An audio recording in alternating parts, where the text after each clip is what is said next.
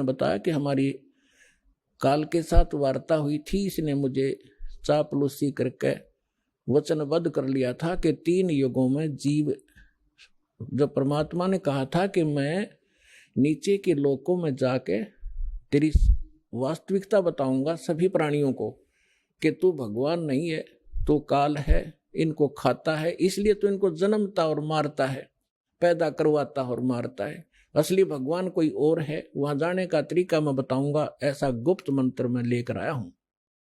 तब काल ने पैर पकड़ दिए, बहुत ज्यादा जो है प्रार्थना की, परमात्मा ने स्वीकार की। इसने कहा कि भगवान 3 युगों में जीव ना ले जाना, कम ले जाना, थोड़े थोड़े, और चौथे युग में, कलयुग में कितने ही जीव ले जाना, इतनी दया मेरे पर कर दो। परमात्मा को भी पता था कि सतयुग त्रेता द्वापर में ये जीव गणे दुखी नहीं होते और इनकी पूर्व जन्म की बैटरी चार्ज होती है, उस प्रहार उसी से ये सुखी होते हैं।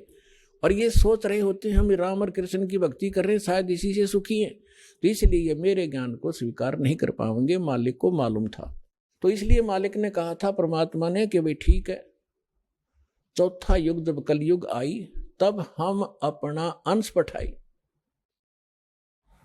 और काल फंद छूटे नरलोई, सकल सृष्टि परवानिक हुई। परमात्मा ने कहा था जब कलयुग के अंदर मैं अपना दास भेजूंगा और फिर ये काल के सब बंधन छूटेंगे और सारा विश्व मानव शरीरधारी प्राणी और साथ में जो मनुष्य, जो पशु पक्षी हैं, वो भी मनुष्य धारण करेंगे और वो सभी परमात्मा की भक्त नाम लेंगे। सकल सृष्टि परवानिक हुई, परवानिक माने विकसित होंगे।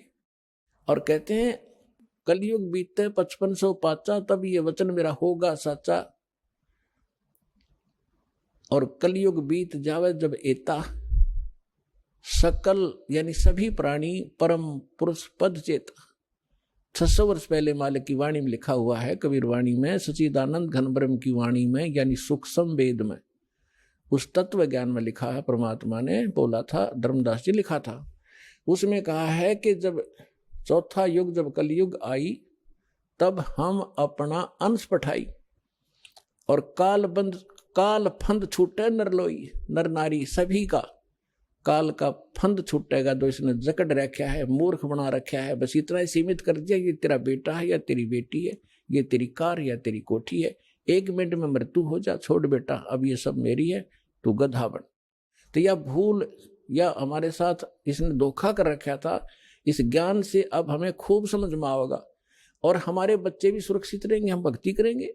परमात्मा की शरण में आने से हमारे प्रारब्ध के जो पाप आने हैं, मृत्यु होने, अकाल मृत्यु या कोई अन्य अंग भंग होना है, वो नहीं होगा।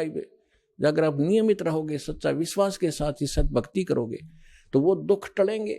आपके बच्चे आखिर तक आपके साथ रहेंगे जब तक, और वो भी मुक्त होंगे और आप भी होंगे, यदि सारे भक्ति पर लग जाओगे।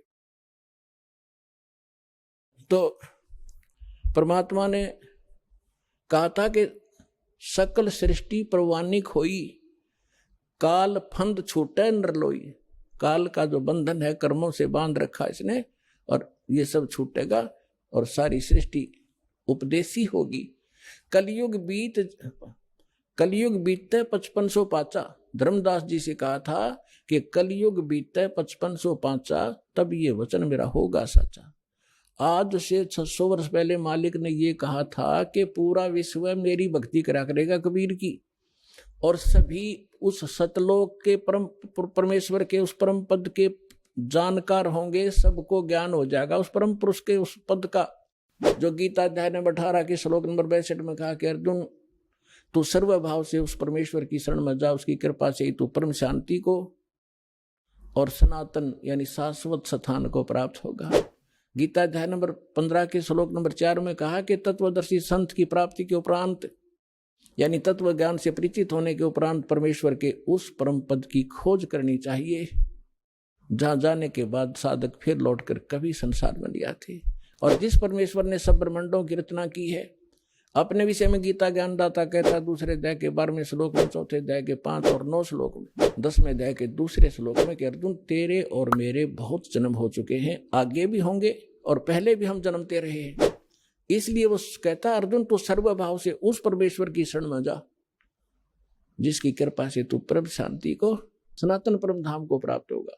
तो यहां बता रहे हैं परमेश्वर कि कलयुग बीत जावे जब एता 5500 वर्ष 5 वर्ष, और तब सकल प्राणी उस परम पुरुष के परम पद चेता, उस परमेश्वर के उस परम पद के सभी जानकार हो जाएंगे। कोई सतलोक है, सचखंड है, जहां हम रहते थे वहां जाना है, तो जहां आशा ताबासा हुई, मन कर्म वचन सुमरियो सोई। तो जो प्रसंग चल रहा है हम उसी पर आते हैं। अब आपके जो पूर्व जन्म के संस्कार हैं उस कारण से आप भक्ति की चाह आप लिए हुए हो। दुर्भाग्य आपका कि उन नकली संतों के पास पहुंच गए। तो परमात्मा ने कहा था कि जब कलयुग 5505 बीत जाएगा उसमें सभी पंथ और सभी जितने भी मजहब अपना उनके धर्म गुरु वर्तमान गुरु जो भी ज्ञान रखते हैं वो सब सुना चुके होंगे, उनकी बहुत बड़ी पुस्तकें बन चुकी होंगी। उसके बाद मेरा दास जाएगा और उन्हीं सदग्रंथों को, जिन सदग्रंथों पर प्रत्येक मानव आधारित है, जो भी जिस मजहब धर्म से संबंध रखता है, उन्हीं से यथार्थ ज्ञान उनके रूबरू करेगा। उसके लिए परमात्मा ने सबसे पहले आपको ये इंस्ट्रूमेंट बनवाए, प्रोजेक्टर बनवाए, टीवी चैनल बनवाए। दास आपको तो अब समझ में आएगी कि ये क्या हो रहा है, और आपको इतना तो ज्ञान है कि आज से 10-12 वर्ष पहले इनका नामो निशान नहीं था, और पीछे जाओगे तो किधर सोच भी नहीं थी कि ये ऐसे इंस्ट्रूमेंट बनेंगे। यदि मानव बना सकता तो बहुत पहले बना लेता इसको। ये परमात्मा का दिया हुआ ज्ञान बुद्धि है, पूरा विश्व उसके बालक हैं। कहीं से भी इसने किसी क्षेत्र से, पृथ्वी के किसी कोने से भी इंस्ट्रूमेंट किसी भी अपने बच्चे से बनवाया, ये गॉड गिवन माइंड है। मानव जीव सत्र का ये नहीं बना सकता। ये इसलिए बनवाया दाता ने, पहले आपको शिक्षित किया।